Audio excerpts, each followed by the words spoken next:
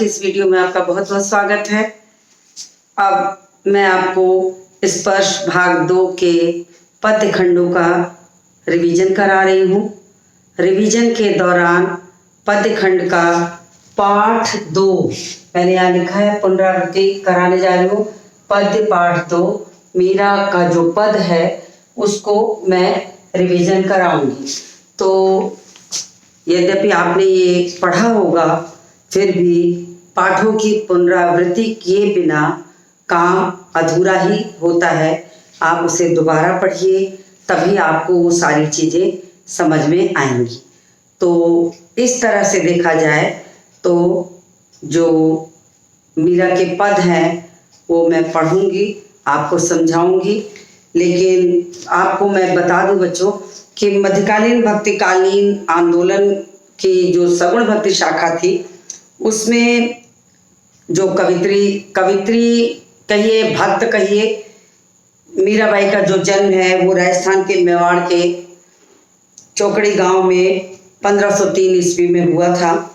तो बहुत सारे लोगों को, और 13 वर्ष की आयु में इनका विवाह मेवाड़ के महाराणा सांगा कुंवर भोजराज से हुआ था। लेकिन कुछ वर्षों के बाद पहले पति, फिर पिता और फिर ससुर का देहांत हो गया।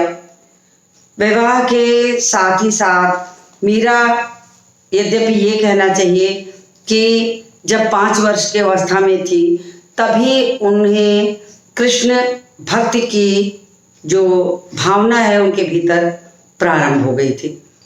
एक बार कोई बारात जा रही थी तो मीरा ने अपनी माँ से पूछा था ये किसकी है, तो माँ ने कहा कि किसी का विवाह हो रहा है, बारात जा रही है। तो उन्होंने बालपन में पूछा कि मेरा विवाह किससे होगा, तो माँ ने हंसी मजाक में ऐसे ही कह दिया कि तेरा विवाह तो कृष्ण से होगा।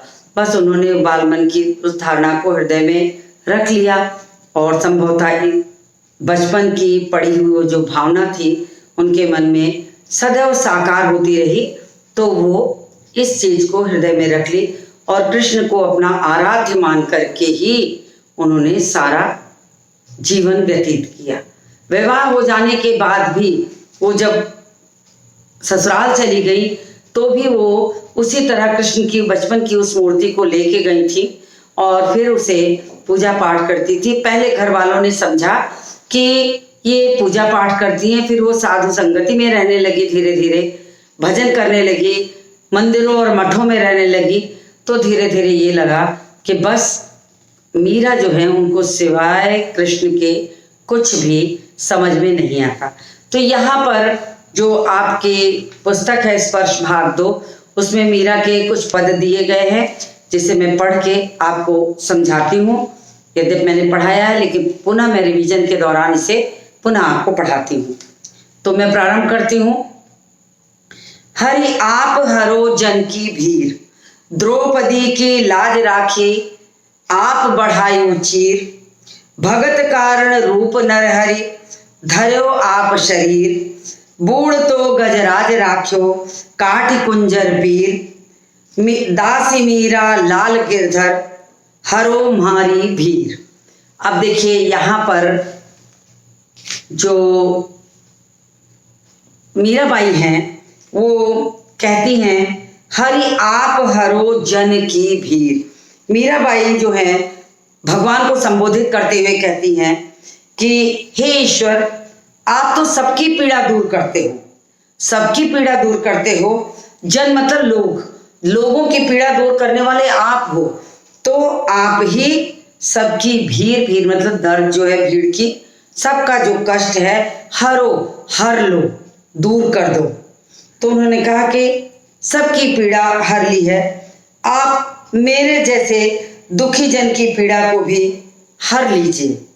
हरि आप हरो जन की भीड़। हे भगवान, हरि मतलब ईश्वर, आप लोगों के दुखों को दूर करने वाले हैं, तो आप ही मेरे भी दुखों को दूर करें। मेरे जैसे दुखी जनों की पीड़ा को भी आप ही दूर करें। द्रौपदी री लाज राखी आप बढ़ायो चीर। अब मीरा ने द्रौपदी के प्रसंग की बात की है कि जिस तरह भरी सभा में जब द्रौपदी की चीर हरण हुआ, जो दुशासन रहता है वो द्रौपदी के चीर को खींचता रहता है और द्रौपदी भगवान श्री कृष्ण को पुकारती रहती हैं, तो भगवान श्री कृष्ण ने उस चीर को इतना बढ़ा दिया कि दुशासन थक गया मगर द्रौपदी की चीर का हरण नहीं कर पाया।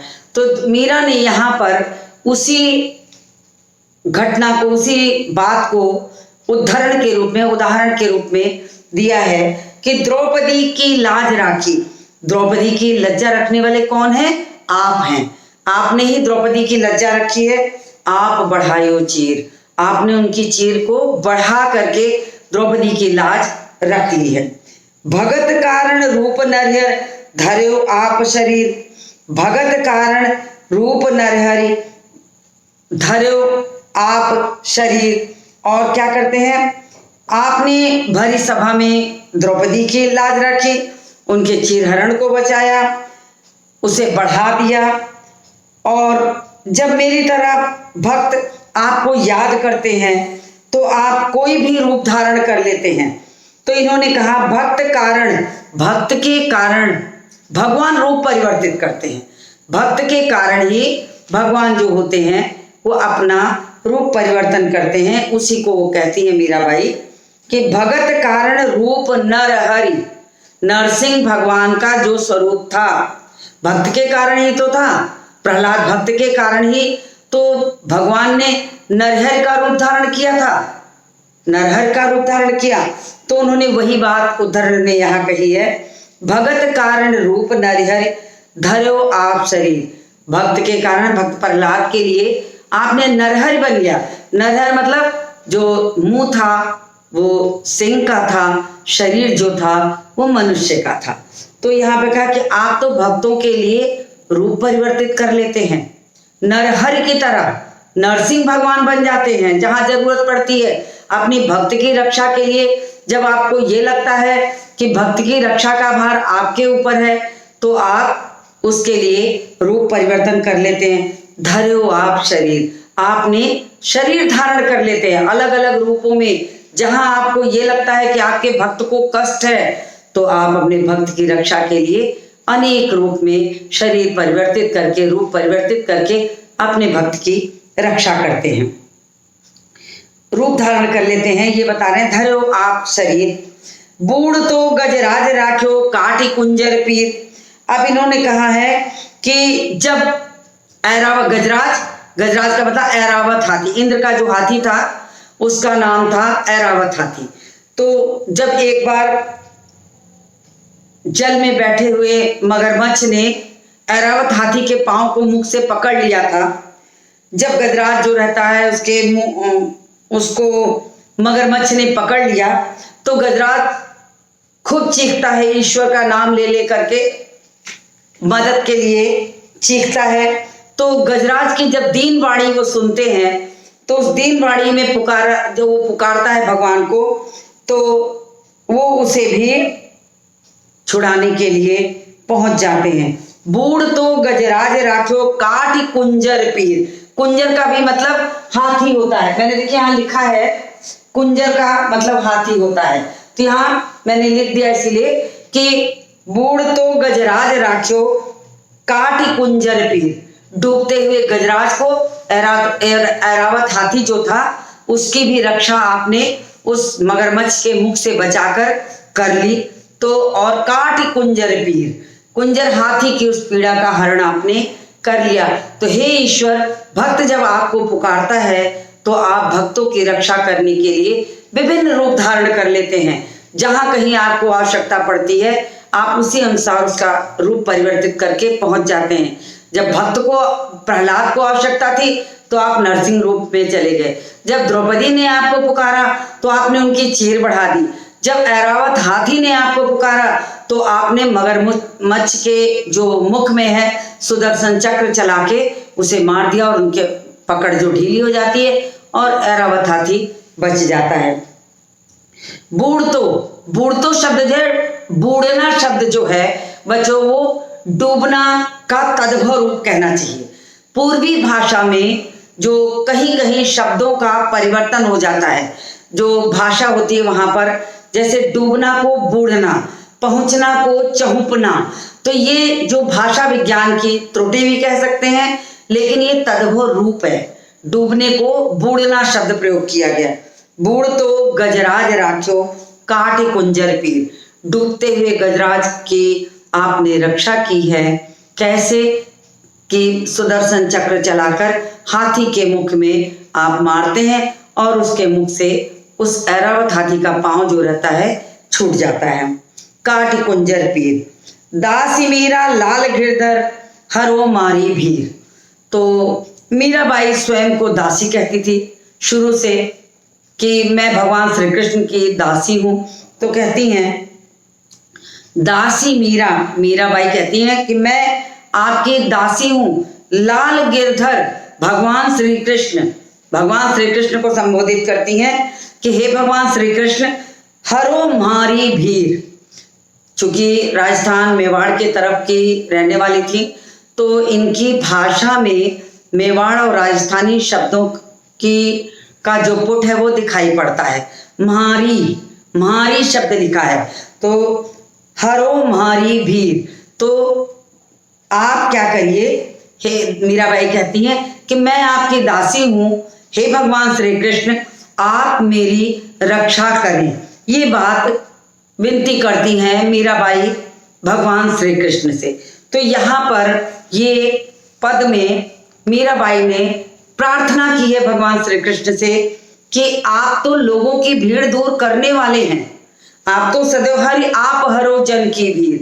हे भगवान, आप लोगों के जीवन से कष्टों का हरण कर लो, ऐसे करो, आप लोगों के जीवन के कष्ट दूर करो।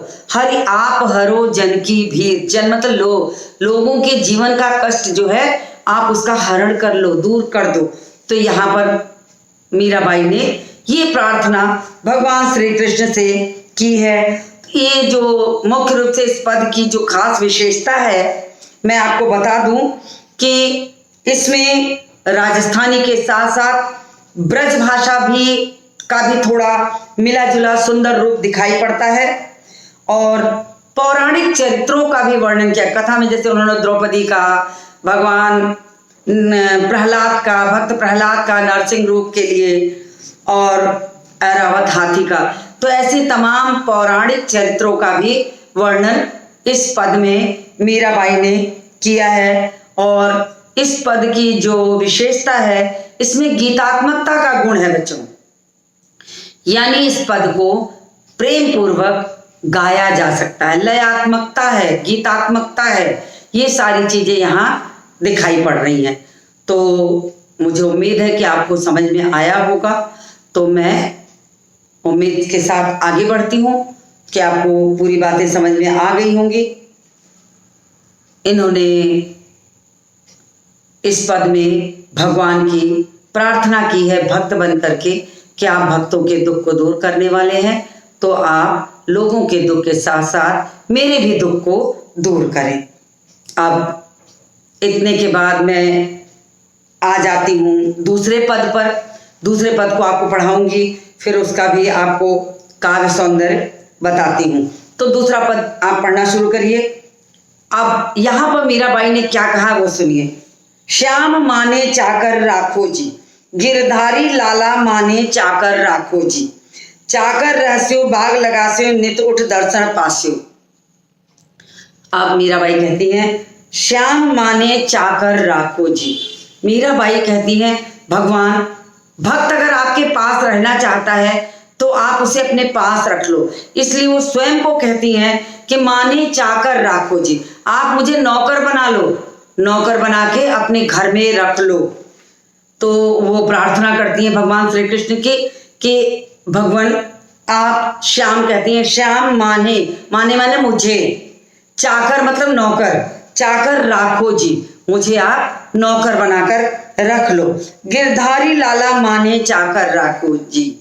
उन्होंने बहुत दुलार से, बहुत प्रार्थना पूर्वक, विनय पूर्वक कहा गिरधारी लाला माने चाकर राखो जी। जैसे कि कोई नौकरी चाहता हो तो विनय करे, अनुनय करे कि आप मुझे अपने पास रख लें। इसी तरह दासी मीरा जो रहती हैं, मीराबाई जो दासी का स्वरूप है उनका, जो वो कहती हैं कि भगवान आप मुझे नौकर बना के रख लीजिए। अब वो कहती है कि मैं जब नौकर बनूंगी आपके यहाँ, मैं आपके यहाँ नौकरी करूंगी, मैं आपकी चाकर बन जाऊंगी, तो मैं क्या क्या करूंगी आपके लिए। चाकर रहस्यु बाग लगास्यु नित उठ दर्शन पास्यु। अगर मैं आपके पास रहूंगी और मैं आपकी चाकर बन जाऊंगी, तो मैं क्या करूंगी कि मैं आपकी चाकरी करते हुए मैं नित चाकर रहस्यु, चाकर रहते हुए बाग लगास्यु, मैं आपके लिए बाग लगाऊंगी, बगीचे बनाऊंगी, आपके मन मोहने के लिए, आपको विचरण करने के लिए मैं बगीचे लगाऊंगी, और मैं आपके लिए बगीचे लगाऊंगी, बाग लगास्यु नित उठ दर्शन पास्यु। और जब आप उसमें विचरण करेंगे तो मैं नित्य प्रति सवेरे उठकर आपके दर्शन कर लूंगी। यानी कि मीराबाई भगवान श्री कृष्ण के दर्शन करने के लिए सारा कुछ करने को तैयार हैं। वो हमेशा ये कहती हैं कि किसी भी तरीके से मुझे आपके दर्शन मिलते रहें, इसलिए मैं सदैव आपकी आंखों के सामने ही रहना चाहती हूँ। मैं आपके लिए दर्शन का लाभ प्राप्त कर लूं, इसलिए मैं चाकर बनकर आपके लिए बाग लगाऊंगी, और उससे ये लाभ होगा कि मैं सुबह उठकर आपके दर्शन कर लूंगी। फिर उन्होंने आगे कहा कि बिंद्रावन री कुंज गली में गोविंद लीला गास्यु। और वृंदावन की जो कुंज की गलियां हैं उसमें मैं घूम घूम कर कृष्ण भगवान की लीलाओं का गान करूंगी। मैं वहां पर कृष्ण भगवान की लीला का गान करूंगी। वो ये कहती हैं गोविंद लीला गासी, मैं वहां भगवान कृष्ण की लीलाओं का गान करूंगी, गाती रहूंगी। फिर उन्होंने कहा चाकरी में दर्शन पास्यू सुमिरण पास्यू खर्ची। अब जब हम किसी को नौकरी पे रखते हैं, चाकरी पे रखते हैं, तो उसे वेतन भी देना पड़ता है। तो उन्होंने कहा कि आप मुझे अपनी चाकरी में रख लीजिए, अपनी नौकरी में रख लीजिए, मैं आपकी सेवक बन के सदैव आपकी सेवा करूं। चाकरी में दर्शन पास्यू, और मैं जब आपकी चाकरी करूं तो मुझे और कुछ नहीं चाहिए, बस मुझे आपके दर्शन मिलते रहें, सदैव मुझे आपके दर्शन मिलते रहें, बस मैं ये चाहती हूं। सुमिरण पास्यू खर्ची, और खर्च करने के लिए कुछ पैसे भी लेते हैं, चाकर रखे जाते हैं। तो अगर हम किसी को नौकर बनाते हैं तो नौकर रखते हैं तो उसे पूरे महीने का कोई खर्च देते हैं कि तुम्हें इतना वेतन मिलेगा, इतनी तुम्हारी तनख्वाह है, तो ये सब कहकर उसको वेतन मिलता। तो उन्होंने कहा कि मुझे क्या चाहिए, चाकरी में दर्शन पास्यू, अगर मैं चाकरी करूं तो मुझे आपके दर्शन मिले, और सुमिरण पास्यू खर्ची, और खर्च के लिए मुझे आपका स्मरण मिलता रहे, मैं आपके नाम का जप करती रहूं। मैं बस यही चाहती हूं कि मैं सदैव आपके पास रहूं, मैं आपके दर्शन करती रहूं, मैं आपके लिए बाग लगाऊं, जिसके कारण मुझे आपके दर्शन सदैव मिलते रहें। सुमिरण पास्यु खर्ची, और स्मरण रूपी खर्च के लिए आप मुझे धन दीजिएगा।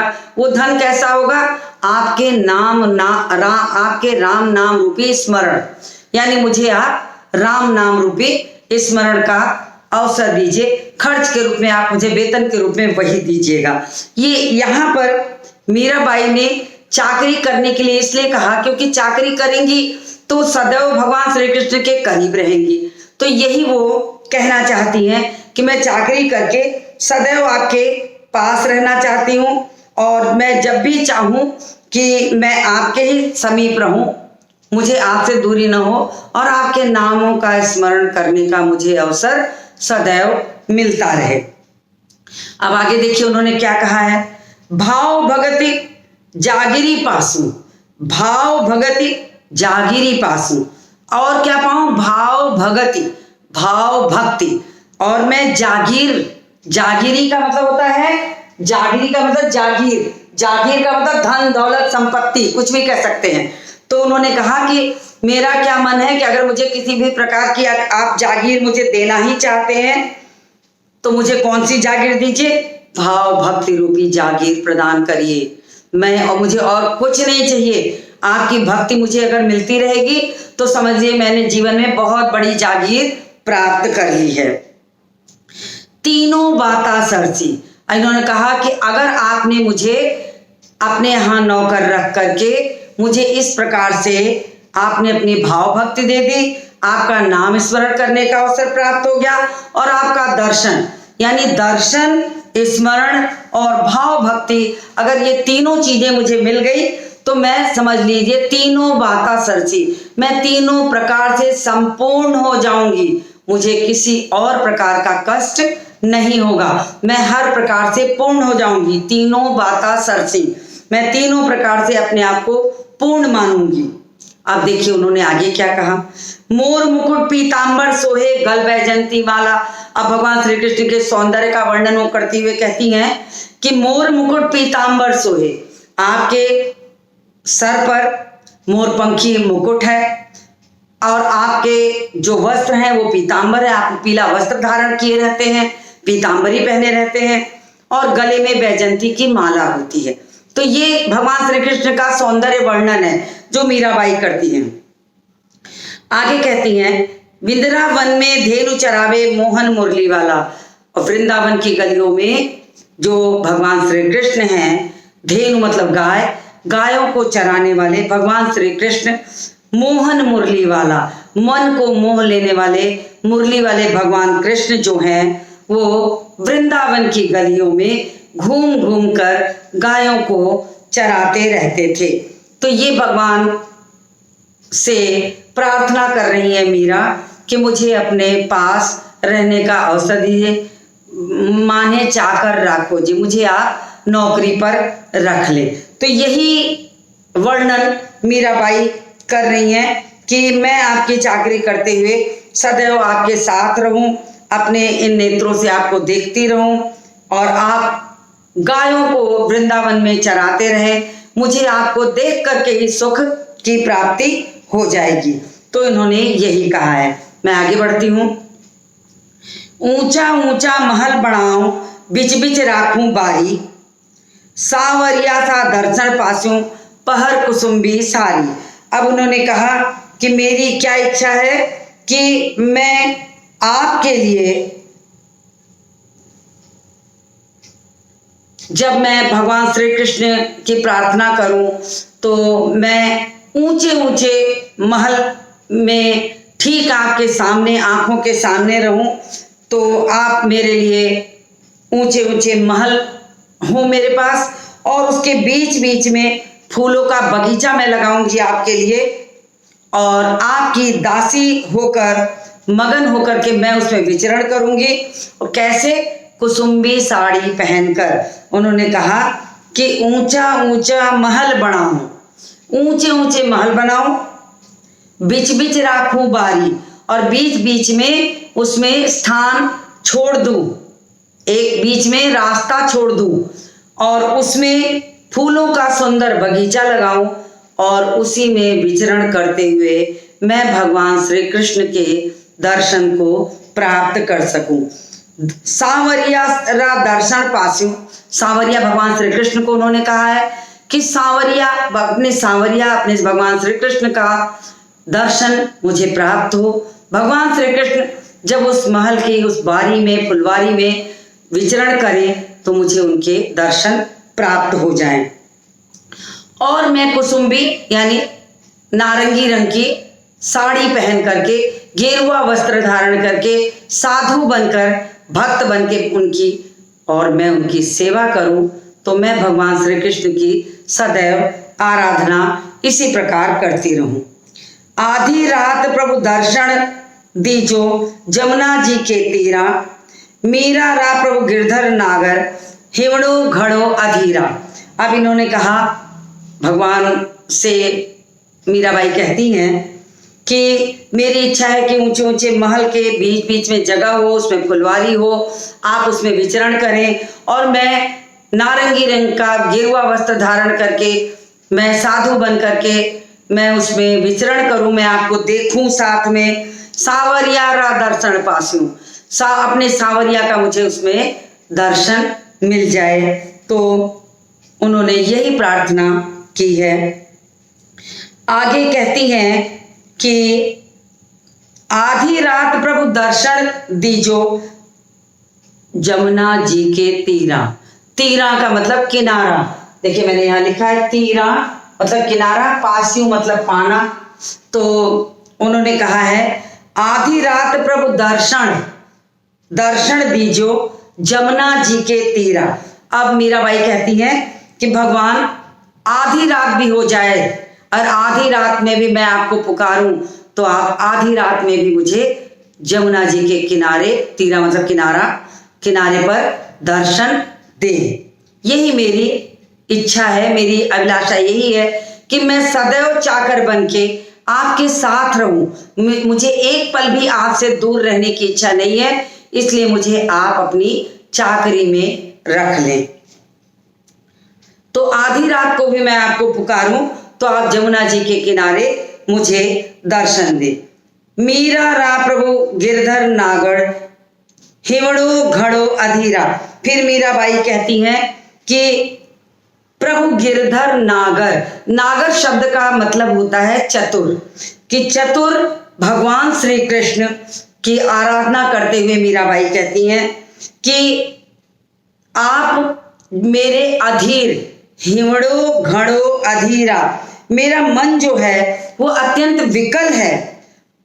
अधीरा, अधीरा मतलब उसमें धैर्य नहीं है, मेरा मन जो है अधीर हो गया है और मेरे मन में एक घना अंधकार चारों ओर बन गया है। उस घने अंधकार के बीच में अगर आप मुझे दर्शन देंगे तो मुझे प्रकाश मिल जाएगा, मुझे रोशनी मिल जाएगी। तो हे भगवान, आप मेरे ऊपर इतनी कृपा करें कि मुझे चाकर बना करके आप मुझे अपने पास रख ले और मैं आपकी जीवन भर सेवा करती रहूं। तो इस तरीके से मीराबाई ने कहा है कि मेरे हृदय का जो अंधकार है, घना अंधेरा, हिवड़ो मतलब हृदय, घड़ो मतलब घना और अधीरा मतलब जिसमें धैर्य ना हो, अधीर। तो मेरे हृदय में जो घना अंधकार हो गया है, उस घने अंधकार को दूर करने वाले आप ही हैं। बिना आपके उस अंधकार को कोई और दूर नहीं कर सकता। इसलिए भगवान आप इतनी कृपा करें कि श्याम माने चाकर राखो जी। भगवान आप मुझे अपने यहाँ चाकरी में रख लीजिए। जब आप मुझे चाकरी में रख लेंगे तो मेरा जो जीवन है वो बिल्कुल पूर्ण हो जाएगा। मीराबाई यही प्रार्थना करती हैं कि आप मुझे चाकरी में रखिए, मैं इसी बहाने आपका नाम स्मरण, आपका दर्शन और आपकी भक्ति मुझे मिल जाएगी तो मैं तीनों प्रकार से पूर्ण हो जाऊंगी। फिर संसार में मुझे किसी चीज की आवश्यकता नहीं होगी।